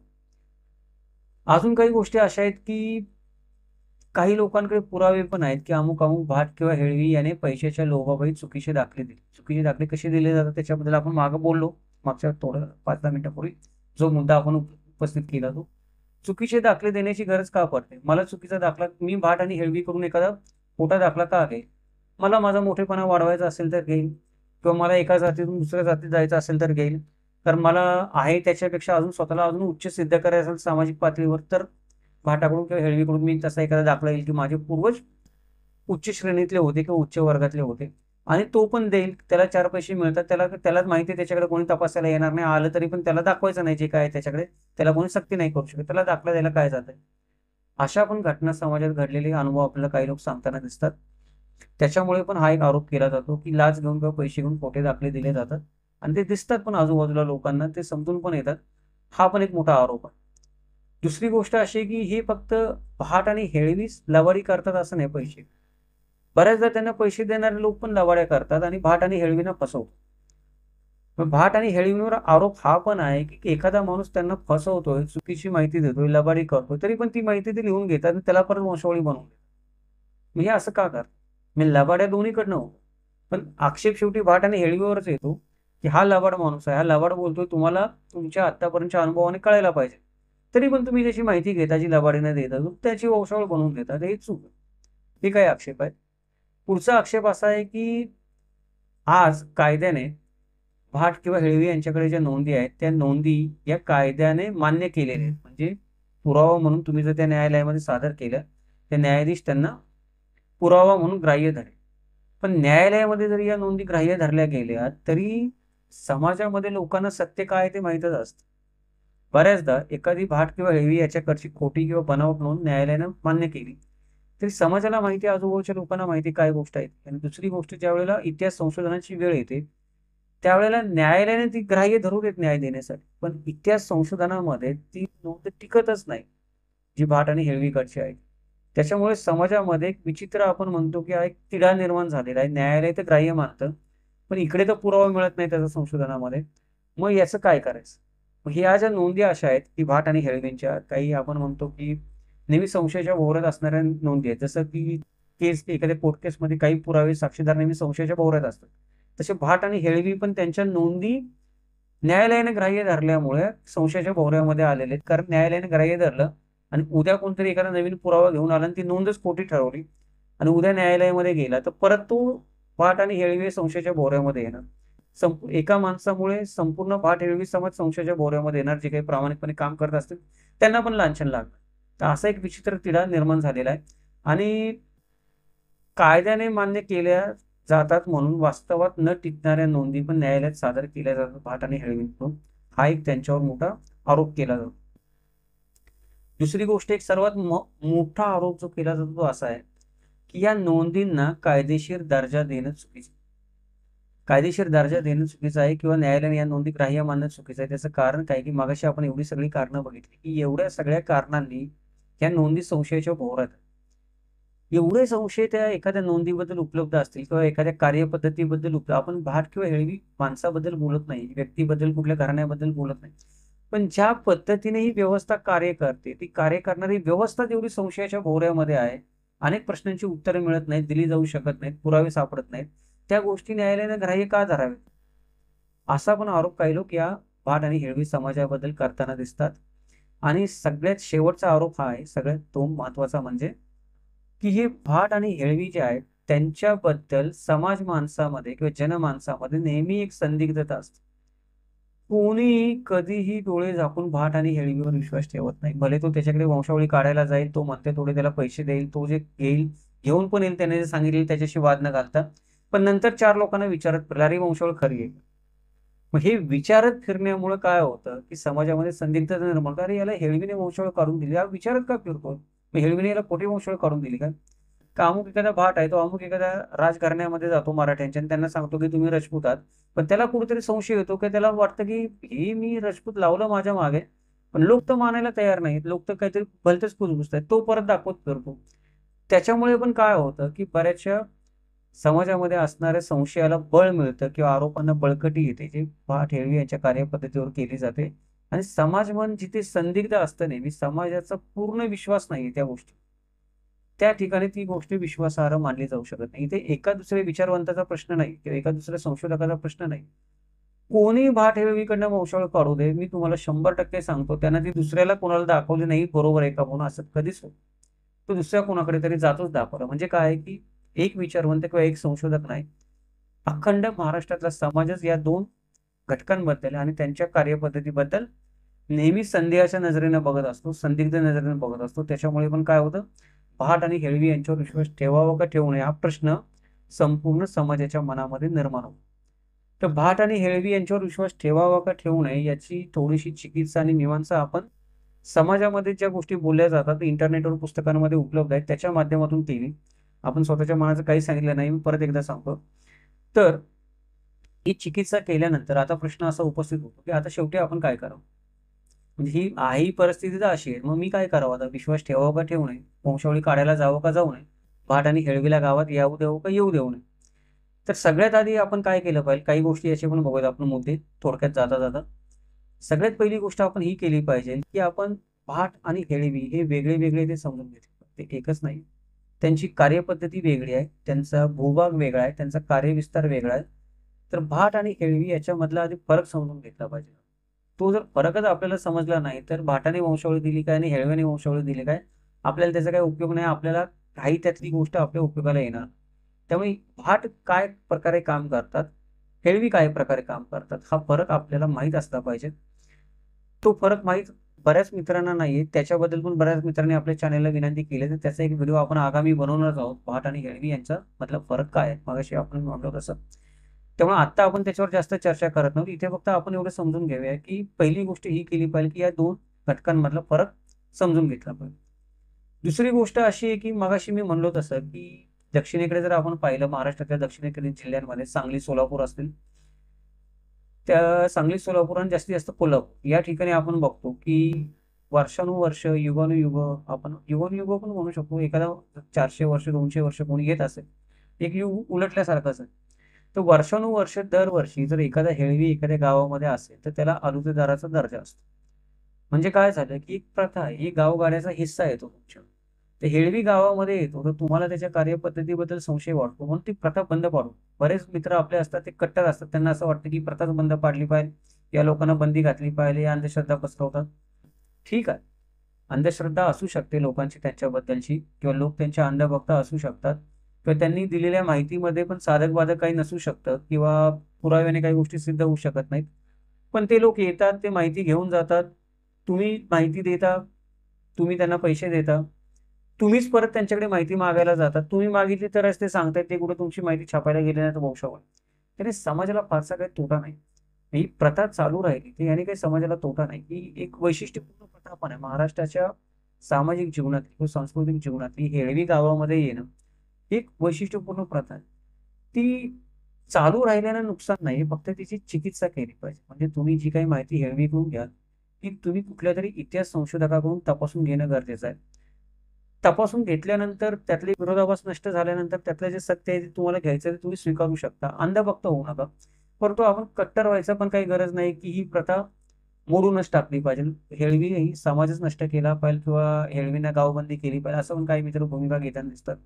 मला वाटतं एवढं कट्टर होण्याची काही गरज नाही. प्रथा चालू ठेवावी, पण आपण काय करावं, आपण नंदी बैलासारखं मान हलवू नये. म्हणजे हेळवी त्याचा नंदी बैल घेऊन येतो, त्याला प्रश्न विचारला की तो मान हलवतो, तसं आपण हेळव्यासमोर तो म्हणेल त्या गोष्टीला मान हलवू नये. त्याने दिलेली माहिती आपण ऐकून घ्यावी आणि आपल्या डोक्याने विचार करावा. इतर संशोधकांचा, इतिहासकाराचं त्याच्यामध्ये मत घ्यावं आणि त्या गोष्टीमध्ये स्पष्टता आणण्याचा प्रयत्न करावा. प्रथाच मोडून टाकावी, समाजालाच विरोध करावा, त्या ठराविक गोष्टीला आपण म्हणतो की माहितीच्या देण्या-घेण्याला विरोध करावा असं करू नये. त्याचं अजून एक दुसरं कारण हे आहे की आपल्याकडे ज्या जनगणना होतात, म्हणजे जातीय जनगणना असतील किंवा अजून दुसरी माणसांची खाणेसुमारी केली जाते, मुलं किती जन्माला आली. सरकारकडून यावेळेला कधी-कधी विलंब होतो, कधी-कधी वर्षानुवर्ष या गोष्टी होत नाहीत.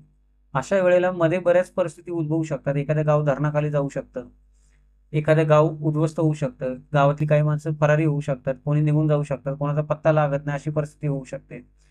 काहींच्या नोंदीत सरकार दरबारी काही कारणाने होऊ शकत नाही. तर अशा वेळेला जर दरवर्षी हेळवी तुमच्या गावामध्ये येत असेल आणि तो काही लिहून घेऊन जात असेल, तर फुल नाही फुलाची पाकळी काहीतरी का होईना धागा दोरा आपल्याला मिळू शकतो. म्हणजे सरकारी व्यवस्था कोलमडली किंवा सरकारी व्यवस्थेमध्ये काही उणिवा निर्माण झाल्या तर कदाचित त्या भरून काढण्याची संधी आपल्याला या प्रथेमुळे मिळू शकते. त्यामुळे पूर्णपणे हेळवींना गावबंदी करावी किंवा प्रथा मोडीत काढावी असं मला वाटत नाही. तेवढं कट्टर होऊ नये, फक्त थोडंसं डोळे उघडे ठेवून जगावं. दुसरी एक गोष्ट आहे की आपल्याकडे काय होतं की कट्टरता आली की द्वेष येतो. म्हणजे काही लोक समाजामध्ये बघितलेत मी, आता फिरतो मी महाराष्ट्रामध्ये इतिहास संशोधनाच्या कामाच्या निमित्ताने, की एक माणूस दुसऱ्या माणसाचा, एक घराने दुसऱ्या घराण्याचा द्वेष करतात. द्वेष करणे महाराष्ट्राची परंपराच आहे.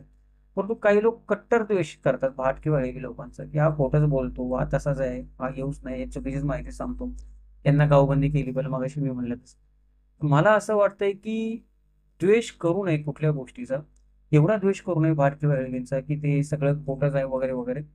परंतु आवेगात पण वाहून जाऊ नये. म्हणजे एखादा भाट किंवा हेळवी तुमच्याकडे आला आणि तुम्हाला काय बोलायला लागला की त्याने तुम्हाला काय हरभऱ्याच्या झाडावर चढवलं मगाशी मी म्हणलं तसं, तर भावनिक आवेगात पण वाहून जाऊ नये. तो म्हणतो म्हणून लगेच ती गोष्ट खरी झाली असं नाही, किंवा तो दाखवतो ती वंशावळी म्हणून ती वंशावळी खरी झाली, किंवा आपण म्हणतो म्हणून खोटी झाली असं पण नाही. भाट म्हणतो म्हणून खरी होत नाही, आपण म्हणतो म्हणून खोटी होत नाही. त्याचं शास्त्रीय दृष्ट्या काय केलं पाहिजे, आपण विश्लेषण केलं पाहिजे, चिकित्सा केली पाहिजे, संशोधन केलं पाहिजे, पुरावे शोधले पाहिजे. मग ती माहिती खरी खोटी, ती व्यक्ती खरी खोटी ठरू शकतं. त्याच्यामुळे द्वेष करू नये पहिला मुद्दा. त्याच्या विरुद्धार्थी गोष्ट, भावनेच्या आवेगामध्ये त्यांच्या मागं वाहून पण जाऊ नये. आपण थोडं तटस्थ आणि न्यूट्रल राहण्याचा प्रयत्न केला पाहिजे. गोष्टी शास्त्रीय मार्गाने शोधण्याचा प्रयत्न केला पाहिजे. थोडक्यामध्ये सांगायचं काय आहे, शेवटचा मुद्दा, की भाट आणि हेळवी तुमच्या गावामध्ये येत असतील तर येऊ द्यावे. ते काय बोलत असतील तर त्यांना बोलू द्यावं. ते काय सांगत असतील तर ऐकून घ्यावं. त्याने काही फरक पडत नाही. ते म्हणतात त्याच्यासमोर आपण नंदी बैलासारखे मान हलवू नये आणि त्यांच्यावर शिंग रोखून धावून पण जाऊ नये. थोडक्यामध्ये सांगायचं म्हटलं तर ते येतील तर येऊ द्यावेत, जातील तर जाऊ द्यावेत, बोलतील तर बोलू द्यावेत. आपल्याला ऐकायचं असेल तर आपण ऐकावं, नसेल ऐकायचं तर ऐकू नये. मुद्दा हा व्हिडिओचा जो होता, भाट आणि हेळवी यांच्यावर विश्वास ठेवावा का ठेवू नये. विश्वास ठेवणं किंवा न ठेवणं हा विषय नाही. भाट आणि हेळवी हा पण विषय नाही. कुणावर आहे भाट आणि हेळवी सोड. एखादा माणूस स्वतःला इतिहासकार म्हणतो, त्या इतिहासकारावर पण विश्वास ठेवावा का ठेवू. तो इतिहासकार म्हणतो म्हणून सगळ्या गोष्टी खऱ्या होतात का. एखादा माणूस स्वतःला शिवशाहीर म्हणतो, एखादा माणूस स्वतःला संशोधक, इतिहास संशोधक म्हणतो, अभ्यासक म्हणतो, एखादा माणूस स्वतःला काहीतरी दुसऱ्या गोष्टी सांगतो. आता मी पण एवढ्या सगळ्या गोष्टी तुम्हाला सांगतो, माझ्यावर विश्वास ठेवावा का ठेवू. कोणावरही विश्वास ठेवावा का ठेवू नये. अखंड सावधान राहावे असं समर्थ रामदास स्वामींनी म्हटलंय. आपण अखंड सावधान राहायला पाहिजे. कोणी काही बोलू देत, माझ्या सकट मी पण जे काही बोलतो माझ्यावर पण विश्वास ठेवू नका, अविश्वास पण दाखवू नका. गोष्टी तुमच्या पद्धतीने, शास्त्रीय पद्धतीने तपासून घेण्याचा प्रयत्न करा. शास्त्रीय दृष्टिकोन आपल्या मनामध्ये रुजवायचा प्रयत्न करा. तो आपल्या समाजाच्या भल्याचा. द्वेष भावना, द्वेषाची भावना, द्वेषाची पण भावना आणि द्वेषाची पण भावना, दोन्ही भावना समाजाला अहित करणाऱ्याच आहेत. शास्त्रीय दृष्टिकोन, वैज्ञानिक दृष्टिकोन, आज आपल्याला विज्ञानाच्या साहाय्याने मोठमोठी कवाडं उघडलेली गोष्टी नव्याने शोधण्याचे, बघण्याचा, नवीन त्याचे अर्थ समजून घेण्याचा, त्या तंत्रज्ञानाचा आपण उपयोग करून घेतला पाहिजे आणि शास्त्रीय दृष्टिकोन जास्तीत जास्त समाजाकडे रुजवला पाहिजे. आणि त्याच्यामधून जर एखादी गोष्ट पूर्ण शास्त्रीय निकषावर उतरून जर खरी ठरली तर ती स्वीकारली पाहिजे, नाही ठरली तर नाही स्वीकारली पाहिजे. विषय भाट आणि हेळवींचा नाही. जगातल्या कुठलाही माणूस कुठलंही तत्वज्ञान पाजळत असेल माझ्या सहित, सगळ्यांना हाच नियम लागू. तो जे काही बोलतो ते शास्त्रीय निकषांवर, पुराव्यांवर बसत असेल तर सत्य, नसेल तर नाही. कोणी कोणाचा वैयक्तिक हेवा दावा करायची काही गरज नाही, किंवा कोणी संस्कृतीचं किंवा समाजाचं आपण म्हणतो स्वयंघोषित संरक्षक होण्याची पण काही गरज नाही. एखादी प्रथा बंद पाडणं, एखाद्या माणसाला बंद पाडणं, एखाद्या माणसाला थोपा पण एखाद्या माणसावर, हे कोणी करायची काही गरज नाही. त्या पण गोष्टी समाजाला अहितकारक असतात. तेव्हा शेवटचा निष्कर्ष एका वाक्यामध्ये, शास्त्रीय दृष्टिकोन रुजवा, विचारी व्हा, विश्लेषण करायला शिका, चिकित्सा करायला शिका, प्रश्न विचारायला शिका. फक्त एका समाजातल्या घटकाबद्दल नाही, समाजातल्या सर्वच घटकांबद्दल, आणि आपल्या मुलाबाळांना पण तेच शिकवा. कदाचित त्याच्यामधून महाराष्ट्राचा नवीन इतिहास आपल्या सगळ्यांच्या समोर येऊ शकेल. आज आपण इथेच थांबूयात. आता पण आपण केलेलं विवेचन आपल्याला कसं वाटलं ते आवर्जून कळवा. जर व्हिडिओ आवडला असेल तर व्हिडिओला लाईक करा, शेअर करा, कमेंट करायला विसरू नका. जर या व्हिडिओच्या निमित्ताने आपण प्रथमच किमंतू लाईव्ह चॅनलला भेट देत असाल तर आपल्याला विनंती आहे की चॅनलला सबस्क्राईब करा, नोटिफिकेशन बटन ऑन ठेवा, जेणेकरून आपल्याला हे असेच नवनवीन व्हिडिओ पाहता येतील. जर आपल्याला या चॅनेलला कुठल्याही पद्धतीने मदत करता येणं शक्य असेल तर अवश्य मदत करा, कारण ही संशोधनात्मक आणि अभ्यासपूर्ण व्हिडिओ बनवण्यासाठी जे सेन्सिटिव्ह सब्जेक्ट आहेत, आपण म्हणतो संवेदनशील विषय आहेत, त्याच्यावर अशा प्रकारच्या अभ्यासपूर्ण व्हिडिओ बनवण्यासाठी नेहमीच प्रायोजकत्वाची गरज लागत असते. त्यामुळे गुगल पेच्या माध्यमातून, यूट्यूब चॅनलच्या मेंबरशिपच्या माध्यमातून, सुपर थँक्सच्या माध्यमातून, अजून कुठल्याही माध्यमातून आपण जर मदत करू शकत असाल तर अवश्य मदत करा. इतिहासाचं हे असंच तर्कशुद्ध विवेचन, वस्तुनिष्ठ मूल्यमापन पाहण्यासाठी पाहत राहा किमंतू लाईव्ह. भेटूयात उद्या एका नवीन व्हिडिओ सोबत. तोपर्यंत जय महाराष्ट्र, जगदंब.